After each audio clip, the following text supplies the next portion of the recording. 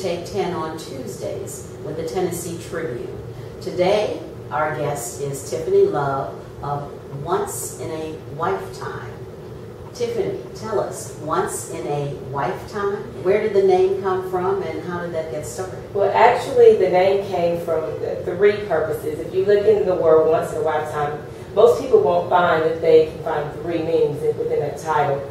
Once a wife represents a woman who was once married, who's currently divorced. Wife represents a woman who's married. The I in wife represents a single woman who's single. So all three women deserve an opportunity to do something in their life, and especially that they haven't had a chance to do. So we give them a once in a lifetime opportunity to do something in life. Right. Okay. And now, why did you start this organization?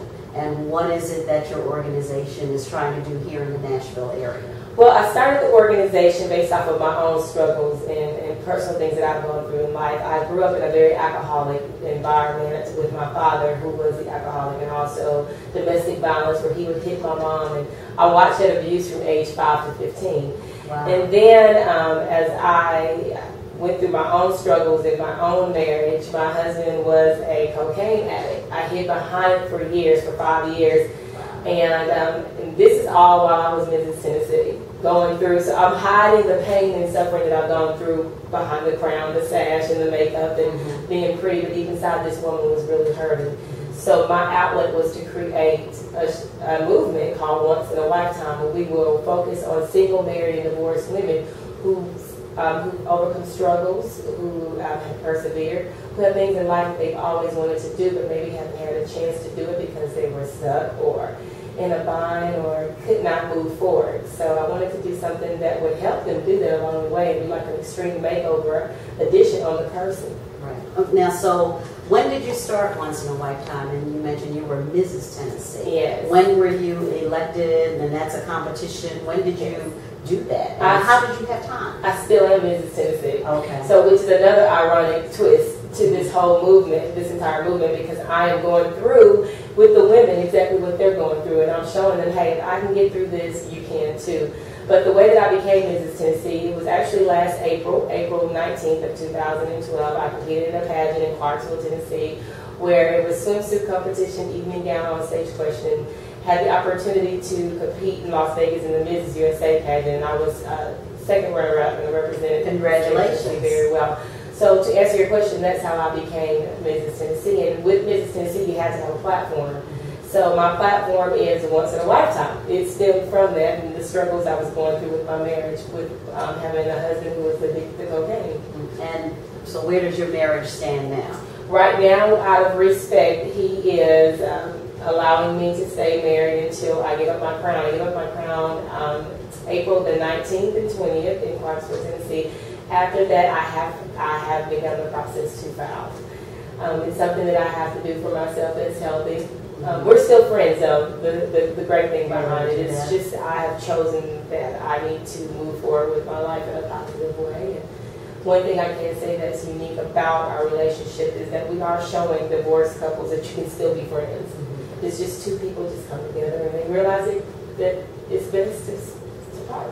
Okay, and how are you showing divorced couples that they can still be friends? Because this is also connected to Once in a Man. Once in manhood. Manhood. And tell us what that is. Well, he is a licensed ordained minister, my ex-husband to be, and although he had his cocaine addiction, he still ministers, he still reaches out to people who are struggling just like himself. And what I've done with this, instead of making it a negative divorce, make it positive, where I've even allowed him to be able to be part of Once in Manhood if he wanted to reach out to people who have been, involved in drugs. But how Once in Manhood came about is my production manager for Once in a Lifetime, Mr. Rashad Harding, himself and Chandra Hinton, they were really good role models on my team for Once in a Lifetime. So I said, hey, we really need to create Once in Manhood. And plus the men started reaching out to me saying, well, you have something for the women. You're doing all this positive movement throughout the cities, because we've been to Chicago, Atlanta, Mississippi, Detroit. Now we're getting ready for LA. And people are like, well, you need something for the men. So that's how Once in Manhood became about. So we wouldn't leave the men out, because they have problems and struggle just like women. They're just ignored because the women have so many activities and clubs that they can be a part of. The men don't normally step up to the plate to want to tell their stories because they're hiding behind the pressure of society. Where women, we're ready to talk. We're ready to tell our story. Always ready to talk. Always. This afternoon, we're talking with Tiffany Love, who's the founder of Once in a Wifetime and Once in Manhood, and she's Mrs. Tennessee. And we'll continue our conversation. So, Tiffany, tell us a little bit more about why women should become part of this organization. Because it's all about giving women a hand up, not a handout. What we're doing with this is basically meeting women right where they are. We all have a particular story that we have to tell. And your story can help me, my story can help you. Women should become involved in this movement because we are helping women's dreams come true on a realistic level. We're not sending them to Hollywood and giving them a mansion and then leaving. What we're doing is meeting them right where they are with realistic dreams. For example, we have a young woman named Sharon Edwards, who's 53 years old, who went through abuse, who went through the struggles of being bullied all her life and told that she would never make it. All she ever wanted to be was a fashion designer and put on her own professional fashion show. So last weekend at Embassy Suites Cool Springs, we made her once in a lifetime opportunity come true by hosting a fashion show. She was able to work with Diamante Model Management, which is a professional modeling agency that teaches, fashion shows and modeling. Also, she's going to be working with Jonathan Kane of Project Runway, which is on Lifetime Television. So as you can see, we're bridging those realistic dreams together. Now Sharon is able to do something that she's always wanted to do just because she participated in the casting call last November at B.B. King's. Oh, so there's a casting call yes. and all that you have to go through? Okay. Yes, so we actually had a casting call last week at the Cool Springs Embassy Suites, where men and women in the state of Tennessee and all over the U.S. traveled to come out to be a part of that casting call to get their once-in-a-lifetime opportunity or once-in-manhood opportunity. Okay, and so now where does that stand? How many people did you get to come out? Well, we had close to 30 people come out for the casting call. Each did a 15-minute interview with a 5-panel judge. Wow. Okay. And those judges asked them everything in life that they put about their story. And they were able to explain what they've gone through. And they were also able to explain why they wanted to be a part of the movement and what their role would be in the movement if they were chosen. And how many will be selected from that casting? Well, we will. That's the part that I don't do. The production team does that. They will add and tally the scores, and based off of the scores, they pick the top 5 men and the top 5 women. Okay. And those women will get the once-in-a-lifetime opportunity, and those men will get the once-in-manhood opportunity. Well, that sounds exciting. It is very exciting, and to just have started this in October, it has grown leaps and bounds, and has definitely made headway. So we're really excited about it.